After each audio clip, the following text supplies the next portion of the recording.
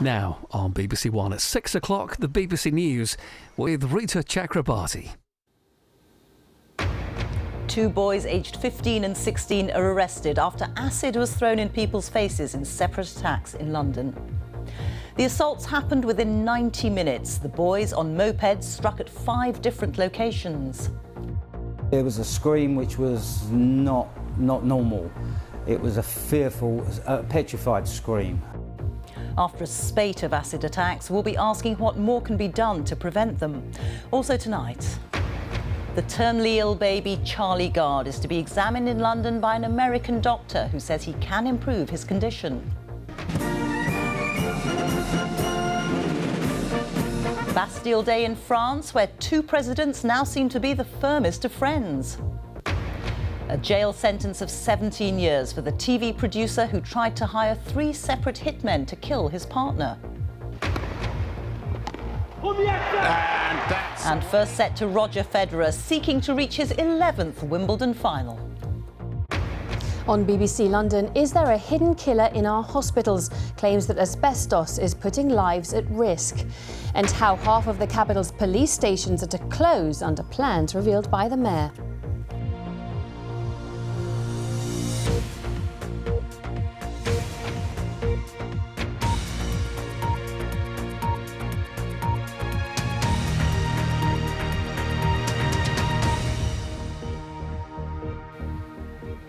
Good evening. 2 teenagers have been arrested after a string of acid attacks last night in London. 5 people in separate incidents had acid thrown in their faces, causing, in the case of one man, life-changing injuries. The attacks happened amid rising concern about the number of assaults in the capital involving corrosive substances. The attacks were carried out at 5 separate locations in East London within the space of less than 90 minutes. This report from our Home Affairs correspondent Daniel Samford contains some disturbing images from the start. In the aftermath of an acid attack last night. Where's it hurting, mate? Your eyes? We need to try and get water in your eyes. Mate, keep your eyes open. Keep your eyes open. Police officers desperately trying to reduce the burning and to save the victim's sight. Rushing extra water to the scene. John Moody watched the whole thing from the window of his flat. They just calmed the guy down, and one of the officers said to him quite firmly, you know, I'm going to pour this into your eyes, keep your eyes open. And the guy did exactly what he was told, because obviously he was in shock. And then they were just dousing his head and his entire body with water out of these big containers. The attack on a 32-year-old moped driver here turned out to be the first of 5 over the next hour and a quarter, all in a small area of East London, and all involving acid being thrown at the victim. At every crime scene, the target had been driving a moped. A 24-year-old man here in Clapton was left with life-changing injuries because of the acid used. The Prime Minister said the attacks were horrific. Police have arrested a 15-year-old and a 16-year-old. National statistics for acid attacks are hard to come by, but in London they've risen from 129 2 years ago to 224 last year, and by April this year there'd already been another 66. One of the most high-profile recent attacks was last month, when 21-year-old Resham Khan and her cousin Jamil Mukhtar were targeted while sitting in their car at a traffic light. We are concerned because the numbers appear to be going up. We will arrest people, we will enforce the law as we can, and we're working very closely with the Home Office to try to see whether there's any changes in law required. Stephen Timms is one of the MPs in East London where the problem is most acute. He's been campaigning for a change in the law and will lead a debate on acid attacks next week. I'd like the Minister to confirm on Monday that the possession of acid will be an offence in the future in exactly the same way that possession of a knife is an offence today. I'd like the law to be changed so that sulphuric acid will only be sold to people who hold a licence. It seems that some criminals are using the laxer rules on acids to avoid the tough laws on carrying a knife. The Home Office has promised to take action, but changes in the law take time. And Daniel is with me now. So you touched towards the end of that piece there about the calls for action to prevent these attacks. So what can be done? Well, there's no doubt there is a discrepancy between the laws on carrying a knife and the laws on carrying a bottle of acid. And while a knife is probably more likely to kill, your bottles of acid can cause life-changing injuries to the face and eyes. So there is an argument for making it an offence to carry a bottle of acid without a good reason. And it would definitely be possible to clamp down on sales of the most dangerous of the commonly used acids, sulfuric acid. But governments are always wary about quickly changing the law in response to emerging crime trends. And there are already existing offences, for example, possessing a corrosive substance with intention to cause harm that could be used. And it is already true that if somebody throws acid into someone else's face, they could face a life sentence under the existing law of causing grievous bodily harm with intent. So I don't think it's inevitable that the government is going to respond to this by changing the law. OK, Daniel, thank you. The American doctor who's offered to treat the terminally ill baby Charlie Gard is to come to the UK next week to examine him. Dr. Michio Hirano is overseeing a trial in the US relating to Charlie's condition. His parents were in the High Court today, where a judge is considering fresh evidence that the experimental therapy could help Charlie. Well, our health correspondent Sophie Hutchinson was in court. And Sophie, what more did we learn today? Well, the court was told that the American doctor who's recommending this experimental treatment will be in London on Monday and Tuesday next week. As you say, he is Professor Michio Hirano. He's from Columbia University Medical Centre, and he is coming to assess Charlie at Great Ormond Street Hospital. He'll be joined by an Italian doctor, and together they will meet the treating team, the medical team treating the 11-month-old. Now, the lawyer for the hospital, Great Ormond Street Hospital, said today in court that actually Professor Hirano had been invited to come to London in January, but had never taken up that invitation until now. And the judge said, well, he warned, in fact, he was not likely to be persuaded by someone who had not seen Charlie. So you can see how important this trip is, and Charlie's mother will also be at those meetings. And Sophie, was there any more about the ongoing discussion about whether or not Charlie is growing?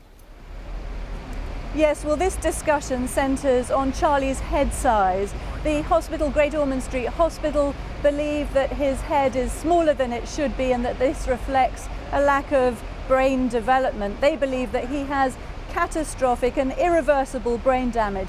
Now, Charlie's parents completely disagree, and that's one of the reasons why they think this experimental treatment might be able to help their son. Charlie's mother says that she's measured his head and come up with a different measurement from the hospital. Well, the judge has said this has got to be resolved, and an independent person has got to carry out an accurate measurement, or the little boy has to have a brain scan. Sophie, thank you. Sophie Hutchinson there. A former television producer who tried 3 times to hire a hitman to kill his partner has been jailed for 17 years. David Harris, who's 68, offered 3 men £200,000 to murder his partner, Hazel Allison. He wanted to inherit her fortune and to start a new life with a woman whom he'd met in a brothel. Duncan Kennedy reports. David Harris was with his partner Hazel for 30 years. But unknown to her, he also had a girlfriend, Ugne Chekabechute, who he met in a brothel. To keep her and get rid of Hazel, Harris went looking to hire not 1, not 2, but 3 hitmen, all of whom were completely innocent of his real intentions. Harris first approached Christopher May, a private detective, who secretly recorded Harris suggesting Hazel should be killed after a visit to the hospital. Once she comes out of there, she's then got sort of 5 or 6 days convalescing, and I don't know if anything could be done then. That's why I'm hoping that I can increase your offer to 150 grand to get it done in that week. I want you to know that I need to get this done sooner, the better. Harris then made this chilling comment. And it, obviously, whatever happens, it will look like an accident or a mugging gone wrong or something. All right, mate. So I can sleep in peace. When Christopher May backed out, Harris turned to Duke Dean, the pair seen here meeting in London. What's all this done to you? Mr. Dean told me Harris offered him £175,000 to kill Hazel. Do Did you get the impression he was serious about getting rid of Hazel? I was quite stone serious about that. That's what he wanted? That's what he wanted. Duke Dean tipped off police, who then used an undercover officer to pose as hitman number 3. When Harris was arrested, he told police that all he was doing was researching a book on hitmen. But today the judge rejected that, saying his real intention was to kill Hazel and get his hands on her money. David Harris and Hazel Allenson did have happy times, but his obsession with another woman 40 years younger led him to push 3 men to kill, to satisfy his lust, greed and distorted fantasies. Duncan Kennedy, BBC News. The boss of a yachting company has been found guilty of failing to ensure the safety of one of its vessels, the Cheeky Rafiki, after 4 crew members were lost at sea. The yacht capsized in the mid-Atlantic in May 2014. Douglas Innes was convicted at Winchester Crown Court, from where we can speak to our correspondent Steve Humphrey. And Steve, just describe to us what happened in court today.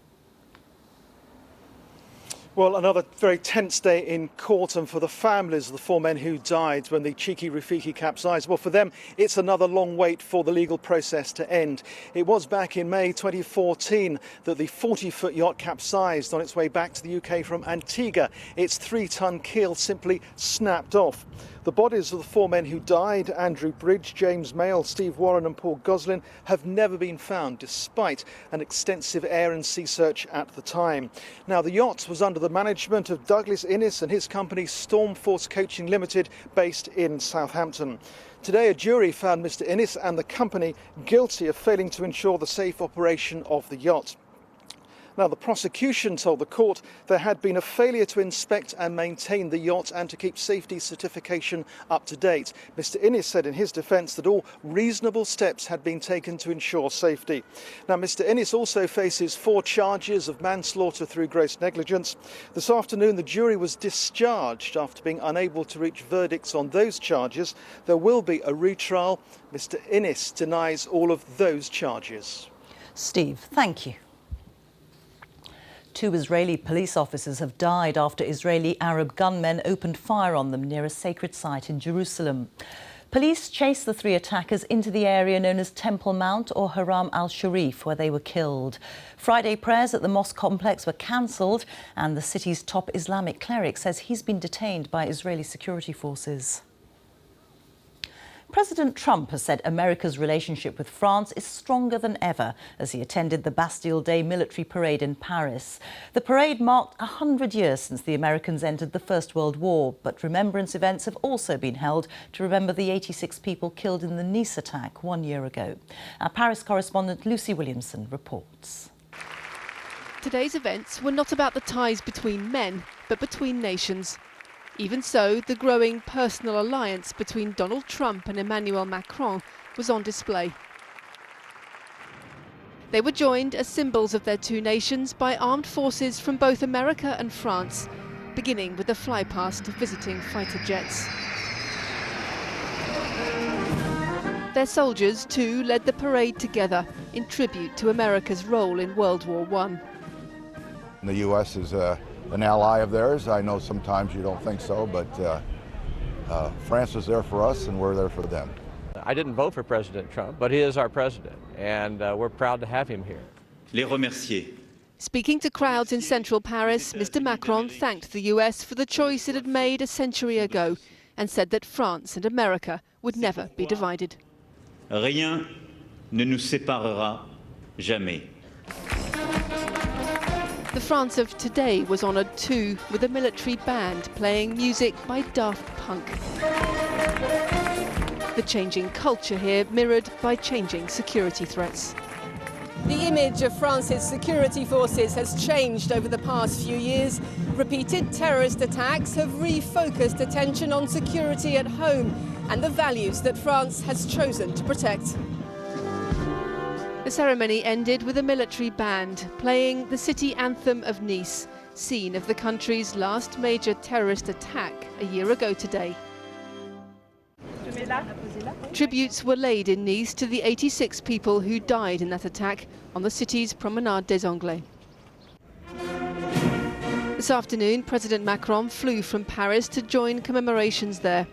The Nice attack divided France over how to guarantee its own security, a debate that still hangs over this country as it pays tribute today to its values, its history, to the idea of France. Lucy Williamson, BBC News, Paris. The time is 6:15. Our top story this evening. 2 boys aged 15 and 16 are arrested after 5 separate acid attacks in 90 minutes in East London. One man has life-changing injuries. And still to come. Got it! Croatia's Marin Cilic takes the first spot in the Wimbledon final, but will Roger Federer join him? Later on BBC London, the new bikes for hire that you don't have to dock, but there are fears that they could cause obstructions. And warming up for the World Para-Athletics Championships as they get underway this evening in the capital.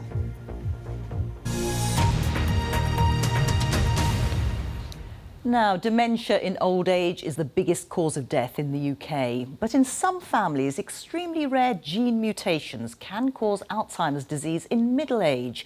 Now, experts believe that studying the development of the disease in such families could hold the key to the treatment in the future. There are currently thought to be around 500,000 people in the UK living with Alzheimer's. It's thought that in around 1% of cases, the disease is a genetic inheritance passed down through the family. Those who inherit Alzheimer's find that it often develops in their 40s and 50s. Our medical correspondent Fergus Walsh spoke to 2 families with a history of Alzheimer's, both of whom are taking part in a new trial. I'm almost just waiting for the first sign, really. The minute you forget something, the minute you can't find your car keys. Sophie Leggett from Suffolk has a 50-50 chance of having inherited a rare gene for Alzheimer's. She's now around the same age symptoms first emerged in her mother and aunt. And if Sophie has the early onset gene, she could also have passed it on. It's really scary. I can almost cope with the thought that it could happen to me. What I can't cope with is the thought that if it happens to me, then it could happen to my daughter. That's my big thing, and I don't think I will ever come to terms with that possibility. But what does her 16-year-old daughter think?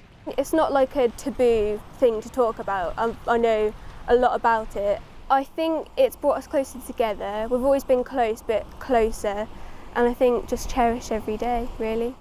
Hi. Families from all over the world who carry rare Alzheimer's genes are in London for a major conference, like the DeMoes from North Dakota. Dean has early onset Alzheimer's, but is still able to work full-time. I think I'm doing all right.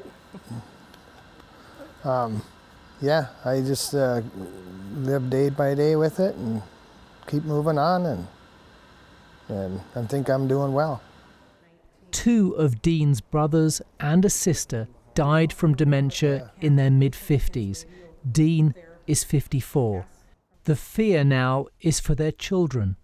We are here because we don't want to watch another generation have to go through what my husband and his father and his grandmother have gone through. I worry for my husband, but that fear of the unknown for our children. And we will find a cure. Dean's son, Tyler, has been tested for the faulty gene, but like Sophie, has chosen not to know the results. It's a life-changing thing. If you find out, it's not only you finding out, it's your family finding out, and the repercussions it has on them. Both families are part of an international trial testing Alzheimer's drugs. Sophie has an infusion every month. They're playing a vital role in the search for treatments. From them, we understand the biomarkers, the changes in the body that happen, so you can see the disease before it ever causes symptoms. And finally, from them, hopefully, we will find a treatment that works in that group, and we can therefore extrapolate that to the Alzheimer's population in general. There is still no drug which can slow the progress of Alzheimer's disease. In the past year alone, 2 major clinical trials ended in failure. Despite that, there is now real optimism that decades of research will bear fruit. And for families with Alzheimer's genes, that would lift a shadow over future generations. Fergus Walsh, BBC News. It's a month since the tragedy at Grenfell Tower. This morning, friends and family of 5-year-old Isaac Paulus, one of the youngest to die in the disaster, gathered for his funeral. Frankie McCamley reports. Carried with love, followed by pain. 5-year-old Isaac Paulos was today described as a smart and generous little boy who had just learnt to read. Isaac lived on the 18th floor of Grenfell Tower. He tried to escape but got separated from his family. His body was found on the 13th floor. Other pupils in his school managed to escape. We're absolutely devastated as a school community. The reception class that he was in, just feel that something is missing, someone is missing. We're trying our best to support families and to look out for those children who are really struggling with this, and the families that are really struggling with this, and provide as much support as we can. I want to do for them. Johnny Ragassa helped Isaac's younger brother to safety, but he lost his best friend in the fire. I tried to be strong, to go back to work, but I couldn't. So still we are emotional, even myself. And I'm still emotional, I don't know. Mentally, I'm not settled yet. So it takes a while. I don't know if it's affecting me that much. I don't know what the family, how it affects them. As for those who can't bury their loved ones because they've yet to be identified, some use today to say goodbye and keep the tragedy in people's thoughts. A month on, residents and people from the local community have come together for a silent march to show support and remember that night that changed their lives forever. Some now plan to repeat the demonstration on the 14th of every month. And a few miles away, another funeral for 82-year-old Ali Jafari. He lived on the 11th floor. He tried to take the lift because he had a heart condition. He never made it out. Frankie McCamley, BBC News. Let's take a look now at some of the day's other news stories. A member of staff from Cumberland Infirmary in Carlisle has been arrested as part of an investigation into tampering with saline bags at the hospital. Cumbria police have detained the 24-year-old for questioning, but say that no patients have been harmed. Thousands of people lined the streets for the funeral of 6-year-old Sunderland football fan Bradley Lowry, who died last Friday from a rare form of cancer. Many wore football shirts, including the former Sunderland player Jermaine Defoe, who'd become friends with Bradley. The budget airline EasyJet is setting up a new company in Austria to protect its European business interests after Britain leaves the EU. Under current European law, the airline is able to fly freely throughout the European Economic Area, but there's no guarantee that it'll keep those rights after Brexit. EasyJet Europe will be based in Vienna. Two police forces, Devon and Cornwall and Dorset, have become the first in the UK to launch a specialised drone unit. Officers say that the remote-controlled drones are helpful in searching for missing people, responding to road accidents and taking photographs of crime scenes, and are a fraction of the cost of using a helicopter. Tennis now, and Roger Federer's in action on centre court in the second men's semi-final. He's on a mission to win a record 8th Wimbledon title. Earlier, Marin Cilic got the first spot in the men's final, as Joe Wilson reports. There is a man transported around the All England club as if he was the trophy itself. Roger Federer is that precious. This is what Wimbledon looked like in 1998. That teenager, the junior singles champion. Roger Federer from Switzerland. Back then, your phone may well have been at home and your camera had film in it. The world changes, but Federer's appeared timeless, his appeal spanning nations and generations. Sure, nobody's perfect, but nobody's seemed closer. First on centre, two pretenders, neither young and neither small. Marin Cilic versus Sam Querrey, 6'6" versus 6'6". First set, 6 games each. Before the tie-break, which was won by Querrey, the conqueror of Andy Murray, of course. That's power. That's a sensational backhand from Querrey.